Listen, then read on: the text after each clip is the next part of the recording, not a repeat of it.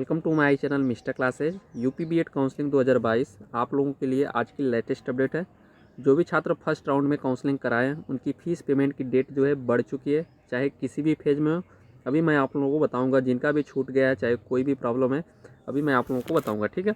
और बची हुई सीट जैसे कि आपकी फ़र्स्ट राउंड हुआ, इसकी जो काउंसलिंग प्रक्रिया है इसमें आप लोगों ने 4 फेज़ बनाया गया था। इसमें चारों फेज़ों की जो काउंसलिंग प्रक्रिया कंप्लीट हो चुकी है। तो बची हुई सीट जो होती है वो पुल काउंसलिंग के माध्यम से भरी जाती है। फिर बची हुई सीट आपके डायरेक्ट एडमिशन से भरी जाती है। तो बची हुई सीट कैसे आप लोग पता करेंगे, साथ ही साथ आप लोग जो भी छात्र काउंसलिंग कराएं उनका फ़ीस कब तक वापस होगा, और पुल काउंसलिंग एंड डायरेक्ट एडमिशन के बारे में हम लोग देखेंगे। तो आप लोग वीडियो में लास्ट तक बने रहें, और चैनल पे नए हैं तो चैनल को सब्सक्राइब कर लीजिएगा। और चलिए हम लोग देख लेते हैं। सबसे पहले मैं आप लोगों को दिखा देता हूँ, ये देख सकते हैं आप लोगों का, ये आपका काउंसलिंग शेड्यूल है। तो जिन जिन भी छात्रों को, जैसे मान लीजिए कि जो भी छात्र ये यहाँ तक लेकर आपका फर्स्ट राउंड है, तो फर्स्ट राउंड में फ़ेज़ 1 चाहे फ़ेज़ 2 चाहे फ़ेज़ 3 चाहे फ़ेज़ 4 में अगर आपने काउंसलिंग कराया है, आपको कॉलेज मिला है और आपने फ़ीस पेमेंट नहीं कर पाया है, यानी जो आपका देख सकते हैं सीट कंफर्म नहीं कर पाए, यहाँ पे देख सकते हैं जैसे फर्स्ट फेज़ में आपका सीट कंफर्मेशन लेटर है और आपको डेट दिया गया था 10, 11, 12, 13 अक्टूबर तक।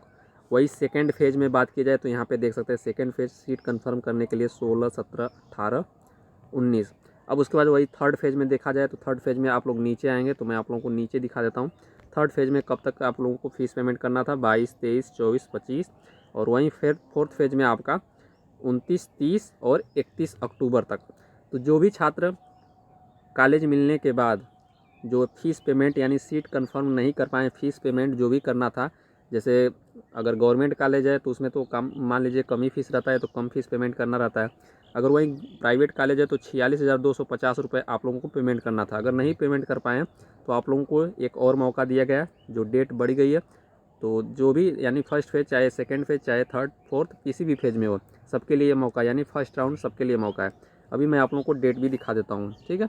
तो चलिए डेट देख लीजिए। तो सबसे पहले आप लोग जो आपका रोहिलखंड विश्वविद्यालय उसकी वेबसाइट ओपन कर लेंगे, तो आप जब नीचे आएंगे तो यहाँ पे देख सकते हैं काउंसलिंग के लिए यहाँ पे देखेंगे दिया है कि बीएड 2022 फॉर ऑल फेज, यानी फर्स्ट फेज़ हो चाहे सेकेंड थर्ड फोर्थ फेज़, सभी लोगों के लिए राउंड 1 में आपकी जो डेट है seat confirmation and fees payment जो है, इसकी जो डेट है बढ़ा दी गई है। यहाँ पे आप लोग देख सकते हैं 3/11/2022 तक, यानी 3 नवंबर तक बढ़ा दिया गया है, ठीक है।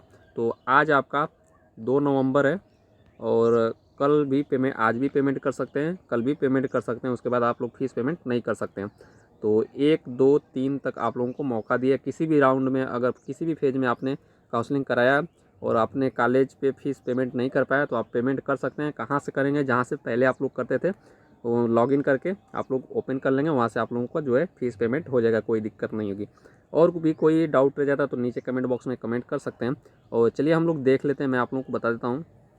अब जैसा कि हम लोग देखेंगे, जैसे मान लीजिए कि चाहे फर्स्ट राउंड में उन्होंने काउंसलिंग कराया है, फर्स्ट फेज़ में चाहे चाहे सेकेंड फेज़ चाहे थर्ड फेज़ चाहे फोर्थ फेज़ में, अगर मान लीजिए आप लोगों ने काउंसलिंग कराया, आप लोगों को कॉलेज नहीं मिला। अब कॉलेज नहीं मिला, अब चाहते हैं कि जो आपने 5,000 रुपये फ़ीस दिया है ये आपका कब तक वापस होगा। और वहीं जो आपका 650 रुपये ये वापस नहीं होने वाला है, क्योंकि ये आपकी काउंसलिंग फ़ीस है। ये 5,000 रुपये आपका वापस होगा, ये कॉलेज फ़ीस रहता है, कॉलेज एडवांस फ़ीस लिया जाता है। तो अगर कॉलेज नहीं मिलता है तो ये 5,000 रुपये आपका वापस होगा, जो भी बैंक डिटेल्स दिए हैं उसमें वापस आएगा।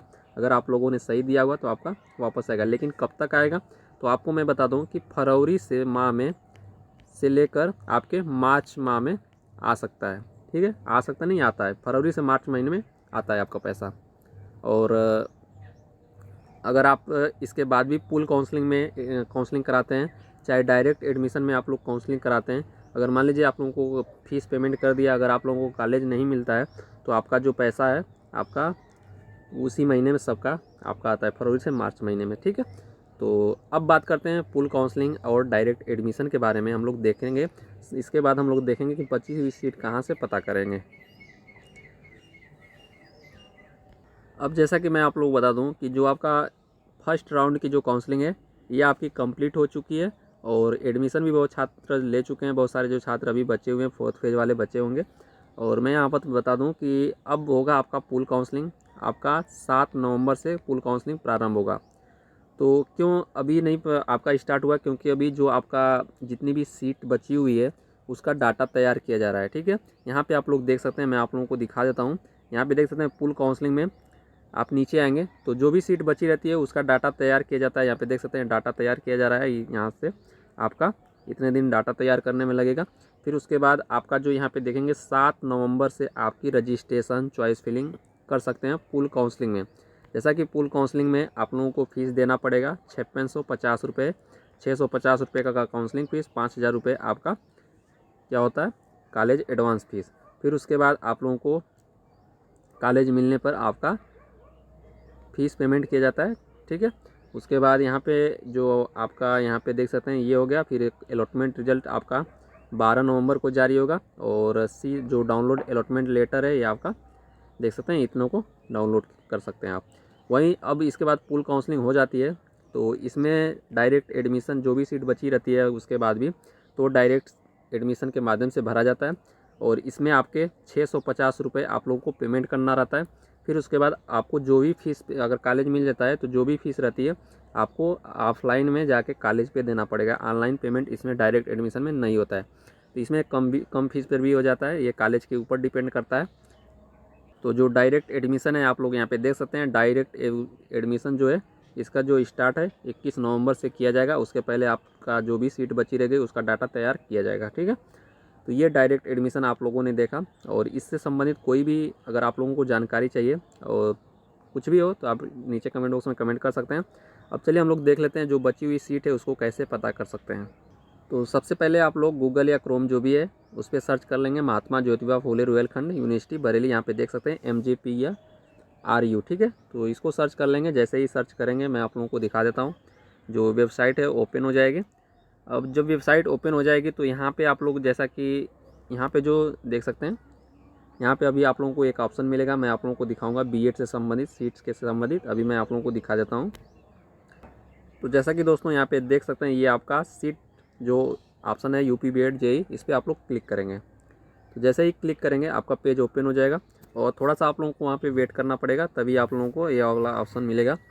और देख सकते हैं ये अभी प्रोसेसिंग में है। तो अभी आप लोगों का जो है डाटा अभी तैयार नहीं हुआ है, लेकिन जब डाटा तैयार हो जाएगा तो आप लोग यहीं से अपना सीट जो है किस कॉलेज में कितनी, किस स्ट्रीम में कितनी सीट खाली है, किस कैटेगरी में कितनी सीट खाली है, ये आप लोगों को यहीं से पता चलेगा। ठीक है, तो अभी डाटा तैयार नहीं हुआ है, 1-2 दिन में आपका डाटा अपलोड कर दिया जाएगा। तो ये आप लोगों को जानकारी देनी थी, यहीं से आप लोग चेक कर सकते हैं। तो अभी डाटा तैयार नहीं है और आपका 7 नवंबर से आपकी काउंसलिंग प्रारंभ होगी। तो आशा करता हूँ आप लोगों को ये सारी बातें आप लोगों को समझ में आया होगा। और कोई भी डाउट रह जाता है तो नीचे कमेंट बॉक्स में कमेंट कर सकते हैं। तो मिलेंगे अगले वीडियो में। ओके दोस्तों, जय हिंद।